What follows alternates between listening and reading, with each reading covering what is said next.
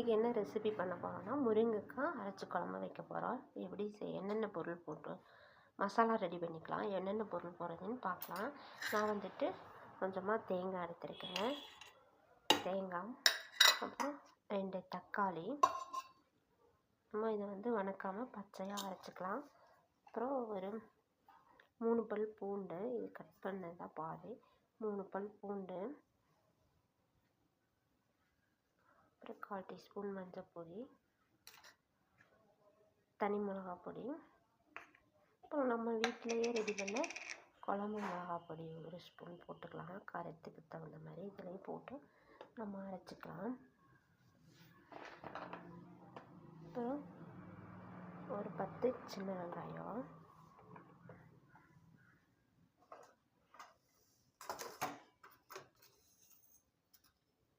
கால் teaspoon சீரகம்,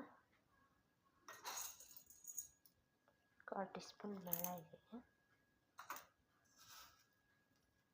அப்புறம் கொஞ்சமாக வரை கொத்தமல்லி. இப்படி கொஞ்சமாக போட்டால் போதும் ஃபேவருக்காக. மசாலா நல்லா தண்ணி சேர்த்தாமல், உப்பு கொஞ்சம் நான் இதில் சேர்த்துட்டேன். உப்பு கொஞ்சம் சேர்த்து நல்லா தண்ணி சேர்த்தாமல் பேஸ்ட்டு பதத்துக்கு அரைச்சி எடுத்தாச்சு. உங்களுக்கு பார்க்கவே தெரியும், நல்லா அரைச்சி எடுத்துட்டேன். இப்போ நம்ம குழம்பு எப்படி ரெடி பண்ணுறதுன்னு பார்க்கலாம். சட்டி வச்சுருக்கேன், எண்ணெய் ஊற்றிக்கலாம். நம்ம காய் வணங்குற அளவுக்கு, முருங்கைக்காய் வணங்குற அளவுக்கு எண்ணெய் ஊற்றிக்கலாம். எண்ணெய் காஞ்சிருச்சு. நம்ம கடுகு, ஒரு கொஞ்சமாக சோம்பு சேர்த்துக்கலாம்.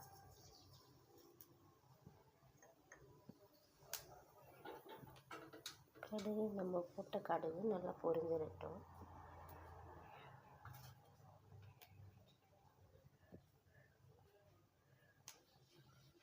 கொஞ்சமாக வெந்தயம்,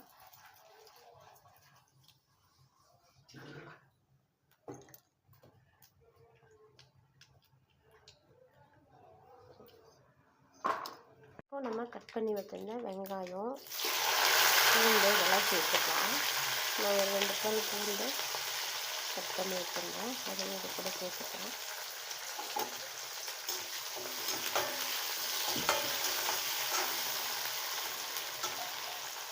வெங்காயம் நல்லா வணங்கிடுச்சு. இது கூட நம்ம கட் பண்ணி வச்சுருந்த முருங்கைக்காயும் சேர்த்துக்கலாம். சேர்த்துட்டு நல்லா வணக்கி வச்சுக்கலாம்.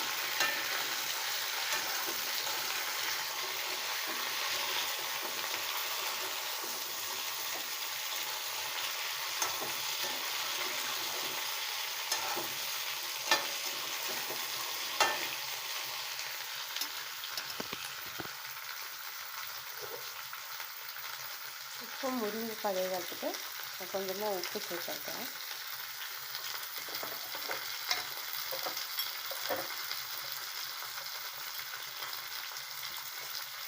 கொஞ்சமாக மஞ்சள் பொடி சேர்த்துக்கலாம்.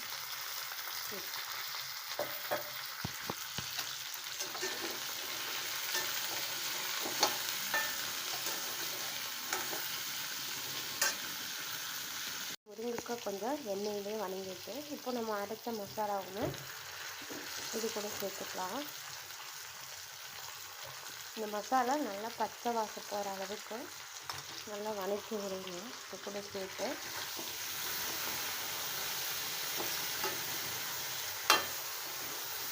நல்லா எண்ணெயில் இப்படி இதில் காய் கூட சேர்த்து வணக்கி விட்டுக்கோங்க. நல்லா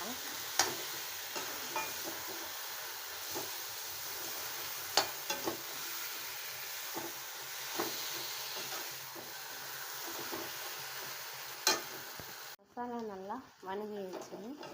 நல்லா பச்சை வாசம் போகிற அளவுக்கு நம்ம வணக்கிட்டோம். நல்லா பச்சை வாசம் போகிற அளவுக்கு இந்த மசாலாவை நல்லா வணக்கியாச்சு. இப்போ நம்ம அரைச்ச மசாலாவில் இந்த மிக்ஸி ஜாரில் தண்ணி சேர்த்து தண்ணி ஊற்றி கலந்துக்கலாம். உங்களுக்கு இந்த காய் வேகிற அளவுக்கு தேவையான அளவு தண்ணி ஊற்றிக்கோங்க.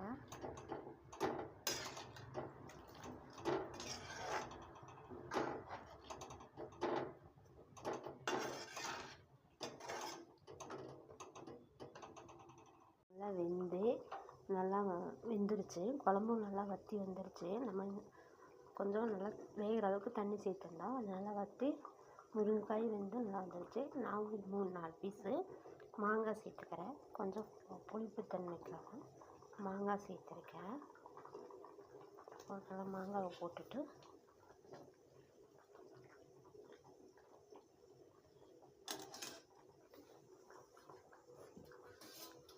மூடி வச்சுக்கலாம். கொஞ்சம் நேரம் கழித்து ஸ்டவ் ஆஃப் பண்ணிக்கலாம். மாங்காவும் நல்லா வெந்திருக்கும். இப்போது நம்ம குழம்பு நல்லா கிரேவி பதத்தில் நல்லா ரெடி ஆகிடுச்சு. பார்த்துக்கோங்க, உங்களுக்கு பார்க்கவே தெரியும். பார்க்கவே குழம்பு வந்து ரெடி ஆகிடுச்சு. ஓகே, இந்த மாதிரி சூப்பரான முருங்கைக்காய் குழம்பு நீங்களும் செஞ்சு ட்ரை பண்ணி பாருங்கள். ஓகே, பாய்.